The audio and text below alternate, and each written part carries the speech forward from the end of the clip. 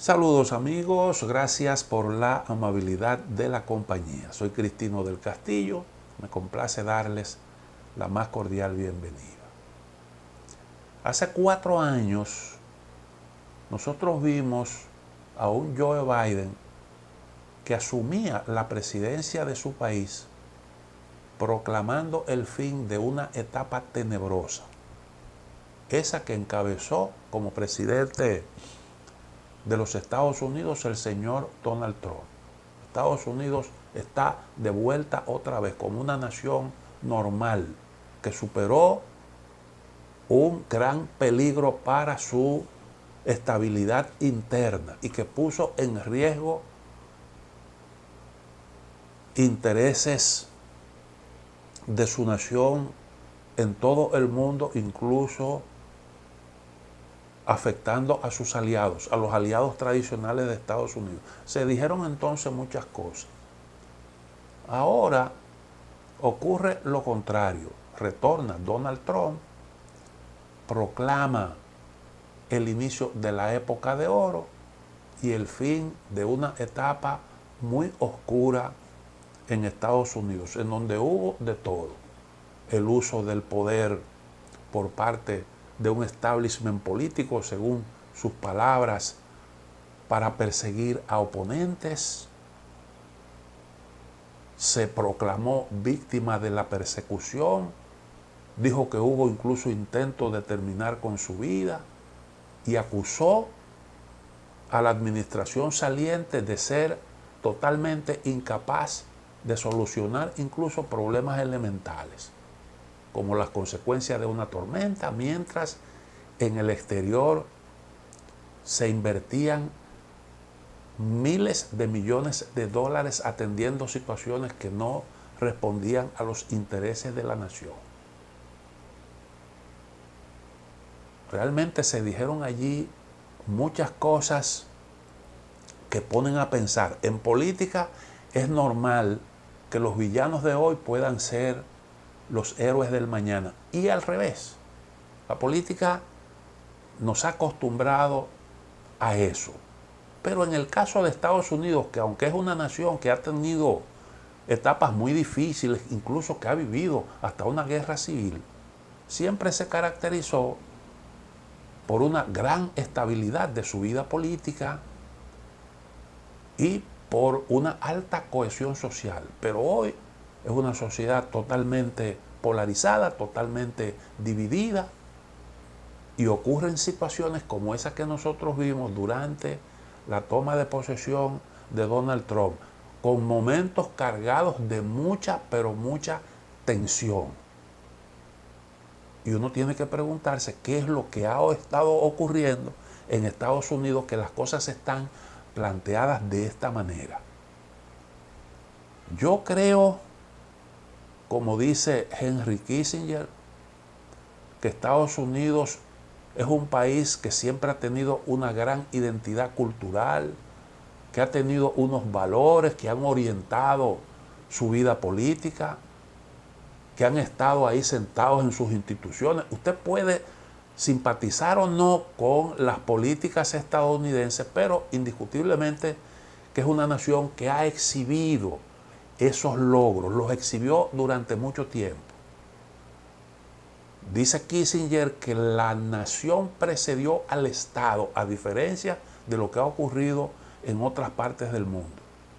Y que esos valores comunes, las tradiciones, esa gran identidad cultural, es lo que ha permitido que el país goce de estabilidad política y que sus instituciones políticas, las formaciones políticas, tengan siempre unos límites, que la política esté siempre condicionada por esos valores, de manera tal que una formación política sucede a la otra y eso sirve para renovar las esperanzas, de manera tal que siempre hay como una especie de proceso virtuoso. Eso sostiene Henry Kissinger, hasta el punto de que ha sido siempre una aspiración de los estadounidenses, al menos eso es lo que siempre nos han dicho los académicos norteamericanos, que en aras de las libertades lo más correcto, lo ideal, es mantener a raya el Estado, limitar su poder. Y cuando se puso de moda el neoliberalismo en Estados Unidos y otros países del mundo, el Estado se nos presentaba no como la solución, sino como parte del problema. Y por eso entonces se implementaron las políticas de desregularización. Y eso, que incluso afectó la banca, que había pasado en los años de la Gran Depresión por momentos muy difíciles, que fueron corregidos con aquellas famosas regulaciones durante la época de Roosevelt, y aquel fue un momento realmente virtuoso del desarrollo de Estados Unidos. Pues ese proceso de desregularización, de desregulación, pues lo que trajo como consecuencia fue el incremento de las desigualdades, la concentración de la riqueza, y poquito a poco se fue creando dentro de la sociedad estadounidense, que siempre intentó mantener a raya al Estado, se produjo entonces la aparición de prácticamente un Estado dentro de otro Estado. Eso que hoy le llaman como el Estado profundo, que ha terminado cooptando las instituciones e imponiendo sus políticas, de tal forma que la actividad política se ha convertido en una mera formalidad, porque las políticas del Estado se reeligen independientemente de quién esté al frente de la administración pública, de quién ejerza el poder. Y yo creo que eso es lo que explica este problema. A la política llegaron los métodos propios de las corporaciones, esos que se utilizan en la competencia para anular adversarios, y esos métodos que se utilizan para venderle al público sus productos. Eso llegó y se instaló en la política, que se convirtió en una actividad descarnada. Y eso está ocurriendo no solo en Estados Unidos, eso está ocurriendo prácticamente en todo el bloque occidental. Y entonces llega Donald Trump al poder con la declarada intención de desmontar eso que él denomina como el Estado profundo, y que sin estar sometido a ningún tipo de escrutinio es quien impone su voluntad. No es un criterio nuevo, no es algo que se lo ha inventado Donald Trump, porque todo el mundo sabe cómo el dinero ha tenido una influencia cada vez más creciente. Incluso Barack Obama, durante su campaña, su primera campaña electoral, yo lo he comentado aquí muchas veces, llegó a hablar de la necesidad de limitar la influencia del dinero, la influencia de Wall Street, la influencia de la institución del lobismo.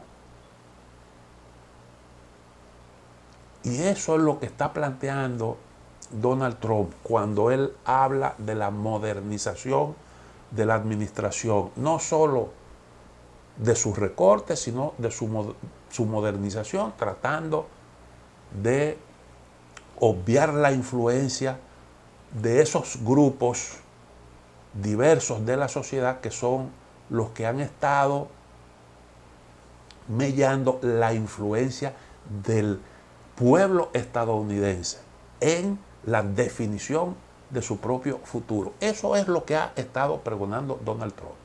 No estoy sugiriendo que tenga una idea clara de cómo se logra esto, porque curiosamente el proyecto de modernización de la administración pública él lo ha puesto en manos de gente del propio Estado profundo, porque los dos multimillonarios, Elon Musk y Vivek Ramaswamy, que son los escogidos de Trump para cumplir con esa tarea, son dos grandes multimillonarios y gente que ha estado influyendo en la vida política de Estados Unidos, que son parte de una estructura de poder económico que de alguna forma quieren garantizar su prevalencia y su influencia en la sociedad.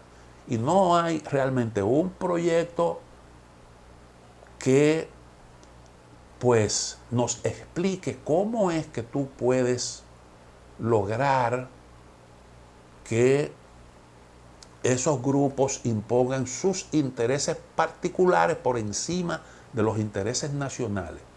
Que no es que no sea legítimo usted tener una voz y usted tratar de hacer su aporte en el proceso de definición de las políticas públicas, pero tiene eso que producirse en un proceso en donde haya una expresión de la voluntad del Estado que responda a los intereses de todos los sectores que integren la sociedad.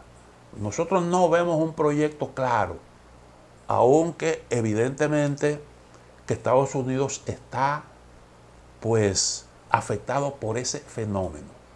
Pero la ambición de Donald Trump no se detiene en Estados Unidos, sino que su proyecto pretende llevarlo a otras naciones. Y por eso es que usted ve que Donald Trump escoge sus aliados dentro del bloque occidental. Fíjense, por ejemplo, los invitados. Yo creo que eso habla muy claro de lo que Donald Trump tiene realmente en mente. Hace poquito leí en el Daily News una información que da cuenta de que grupos del entorno de Donald Trump se han estado reuniendo con un dirigente opositor británico, Nigel Farage, con el objetivo de posicionarlo como el próximo primer ministro de Gran Bretaña. Es una persona que comparte los ideales trumpistas, euroescéptico, una persona que critica lo que ha sido la política exterior de la Unión Europea dirigida al caso de Rusia-Ucrania. Y ese tipo de posiciones que son las que caracterizan el pensamiento de estos grupos que hoy son sindicados como de extrema derecha, que en realidad uno a veces se pierde en lo que tiene que ver con esos matices, porque se habla de ultraderecha, de ultraconservadurismo, y muchas veces en esa categoría caen los que se oponen a las guerras, los que tienen un discurso contra el denominado Estado woke, porque no se trata simplemente de usted defender las preferencias sexuales, el derecho que tiene cada quien a escoger su preferencia sexual, que yo creo que en lo que tiene que ver con eso hay un amplio consenso. El disenso me parece que está en unas locuras que existen hoy en día. Se nos pretende vender la idea de que debemos educar a los muchachos en el criterio de que existe libertad para usted escoger lo que usted quiera hacer. Y entonces hay una discusión con respecto a esto, y yo creo que ese es uno de los aspectos, de las cosas que han contribuido a sepultar políticamente a Biden y lo que él ha representado en la sociedad estadounidense.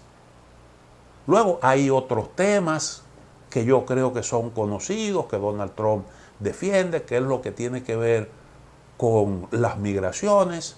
Es una visión que él tiene. Lo ideal probablemente hubiese sido que cualquier proceso de migración esté bajo control y que no se exceda la capacidad de asimilación de un Estado en específico. Creo que ha habido una política que la gente ha entendido que es una política incorrecta y que pues afecta en términos políticos, en términos culturales y también en términos económicos, aunque los migrantes hacen también sus aportes a la economía, indiscutiblemente. Pero bueno, ese tema,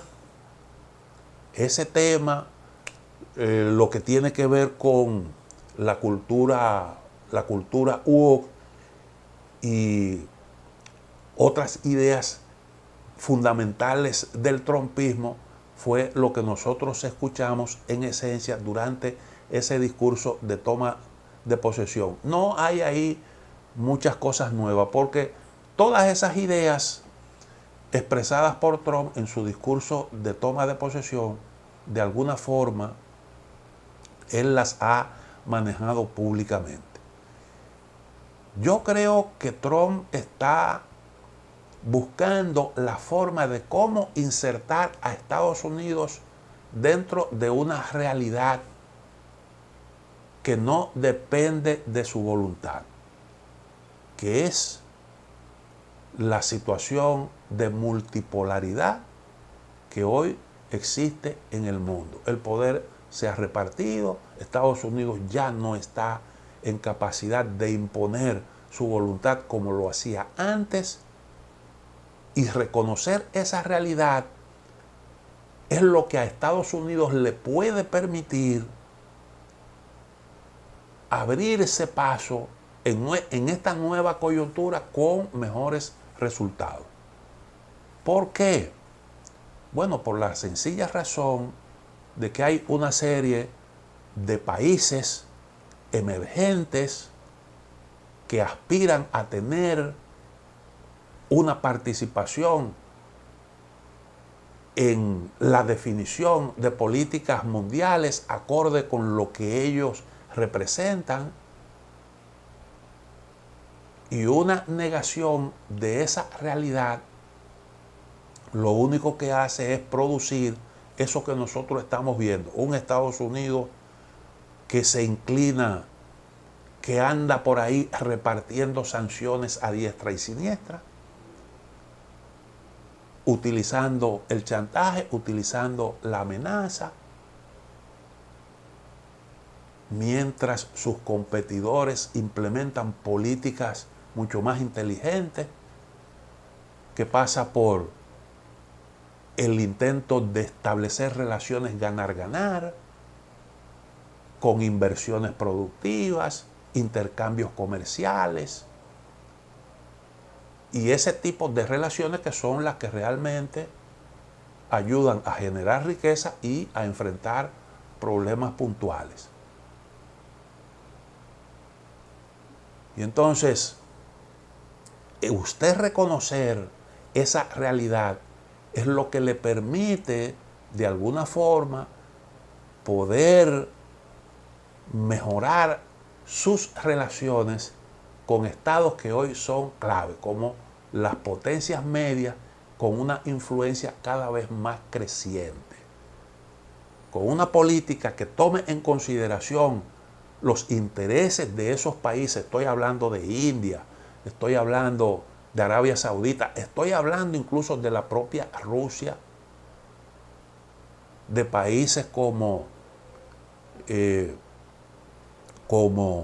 Turquía, Brasil, que son no grandes potencias, pero sí naciones de desarrollo mediano con una influencia importante y que pueden inclinar la balanza hacia uno u otro lado. No es posible usted imponerle los intereses suyos particulares a esas naciones en la forma en que se hacía antes. Entonces, cuidar la narrativa frente a ese sur global es justamente lo que demanda la circunstancia, porque si algo está afectando a Estados Unidos es precisamente eso.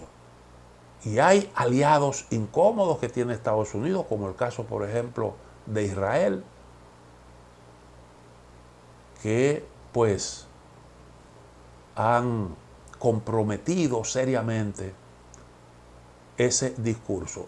Y Estados Unidos y aliados han estado perdiendo, como he dicho muchísimas veces, la guerra del relato. Y eso es parte importante en este proceso de conveniencia. Ponerle fin a la guerra en Ucrania es una necesidad, es un imperativo para Estados Unidos. ¿Por qué? Bueno, porque no hay alternativa. Lo otro sería involucrarse masivamente en ese conflicto con los riesgos que eso entraña. Donald Trump ha prometido justamente lo contrario. Usted puede decirme, bueno, pero Estados Unidos y Rusia tienen intereses encontrados. Es cierto, es cierto. Por ejemplo, Donald Trump ha atacado el BRIC y ha prometido sanciones contra los países que quieran abandonar el dólar en sus intercambios comerciales. Donald Trump, Estados Unidos no está realmente en condiciones de sancionar a todos esos países del BRIC en su conjunto. Simple y llanamente no es posible. Ni tampoco es una cuestión inteligente, porque eso es lo que ha estado precipitando la búsqueda de alternativas. Hay mucho más tranquilidad, mucho más sosiego, mucho más certidumbre cuando usted deja de utilizar su moneda, que está bien posicionada como un arma en la competencia geopolítica. Y yo creo que revisar todo esto es inteligente. Yo digo, Donald Trump tiene su enfoque con respecto al BRIC. Rusia es parte del BRIC. Entonces usted pudiera decir, bueno, pero si yo trato de entenderme con Rusia, yo estoy favoreciendo al BRIC. Porque eso significa que Rusia puede trabajar con más intensidad en un proyecto que es contrario a los intereses de Estados Unidos. No deja de ser así, pero cuando usted no le deja alternativa a una nación para definir el tipo de relaciones que quiere con naciones con las que comparte algunos intereses en común, usted en el fondo los está poniendo en manos de... le está restando independencia. Y cuando le resta independencia, bueno, pues está contribuyendo a una consolidación de un sector que le adversa. Ponga, por ejemplo, el caso de Rusia con los intercambios con China. Rusia ha estado vendiendo a todas esas naciones que le han dado, le han servido de amparo en el contexto de las sanciones que le han impuesto. Rusia ha estado vendiendo sus materias primas, su petróleo, su gas, a precios rebajados. Pero Rusia pudiera, si tiene un poco más de certidumbre, manejarse con más independencia. Bueno, Estados Unidos sabe perfectamente de situaciones como esta, porque en el pasado, ellos le abrieron la puerta a China, sentaron a China en la mesa grande, en un momento en que el mundo era bipolar, ellos lo convirtieron en multipolar, incorporando a China cuando China no tenía la capacidad militar ni remotamente que tiene hoy, ni tampoco el desarrollo económico. Porque China hace unas cuantas décadas, un par de décadas atrás, era un país pobre, esencialmente rural. Yo creo que el discurso de Donald Trump, que yo he celebrado aquí, en favor de la paz es el discurso correcto. Es lo que le conviene a Estados Unidos y es lo que le conviene al mundo entero, que simple y llanamente está harto de conflicto, porque eso tiene consecuencias negativas. Esos conflictos tienen consecuencias negativas para todo el mundo, para la economía mundial. Y Estados Unidos, yo creo que aquí hay un elemento en el que pone énfasis Estados Unidos, el presidente Trump, y es que Estados Unidos es una gran nación con un desarrollo en todos los órdenes, con científicos del primer nivel, un capital humano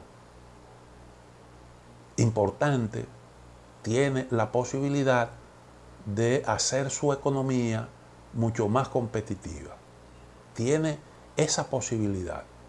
Y yo siempre he dicho, miren cómo China, ahora Donald Trump habla de Panamá, habla de Groenlandia. Lo del canal de Panamá y esa preocupación que tiene Donald Trump obedece a una realidad. Lo comenté en un programa anterior. Bueno, pues China tiene un montón de puertos en el mundo entero. Si no los controla totalmente, tiene inversiones. Y eso ayuda a China a conectar su economía con el resto del mundo. Pero China, además de eso, es un país que invierte, es un país que brinda asistencia financiera, es un país que promueve los intercambios comerciales, que compra mucho, que vende mucho. Y eso le da una gran fortaleza. Entonces, las rutas comerciales, hay una disputa por esos espacios. Usted ve, por ejemplo, lo que está ocurriendo hoy en el Mar Rojo, esa ruta que conecta con el mar, con el canal de Suez, el mismo caso del mar de China meridional, lo que es el estrecho de Hormuz, todos esos espacios que son rutas comerciales importantes. Pues hay todo un escarceo alrededor de su manejo, y entonces ahora aparece el Ártico como una nueva ruta comercial. Y entonces Donald Trump dice, bueno, nosotros tenemos la posibilidad de nuestro territorio extenderlo hasta las fronteras rusas por ese lado, y eso nos colocaría a nosotros en condiciones de competir ahí en lo que tiene que ver con esa nueva ruta comercial que acorta espacio, además de que tendríamos acceso a materias primas que son hoy importantes y que China está aprovechando, porque ellos le han dedicado mucho tiempo a lo que tiene que ver con el acceso a esas materias primas que son críticas, que son importantes para la nueva economía. Tuvieron la visión de comenzar a trabajar en eso con mucho tiempo de anticipación.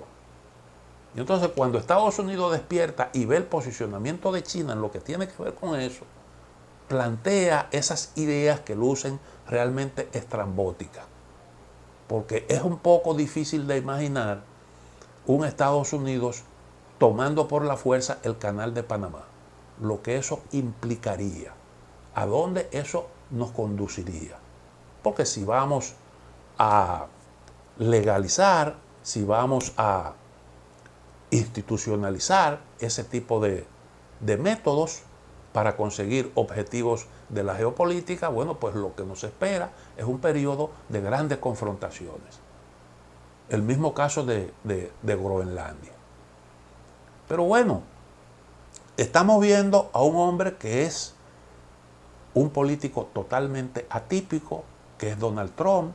No esconde sus mezquindades, sus ambiciones, y lo plantea claramente, aunque eso no guste, aunque caiga mal, porque yo creo que no son muchos en el mundo los que celebran ese tipo de planteamientos expansionistas que desconoce el derecho internacional. Yo creo que hay realmente muchas inconsistencias, grandes contradicciones en el discurso de Trump, porque habla por un lado de paz, por el otro lado habla de invertir más en seguridad, en armas, y eso tiene obviamente una repercusión negativa en materia de seguridad global. Mientras más armas hay, más riesgo de confrontación.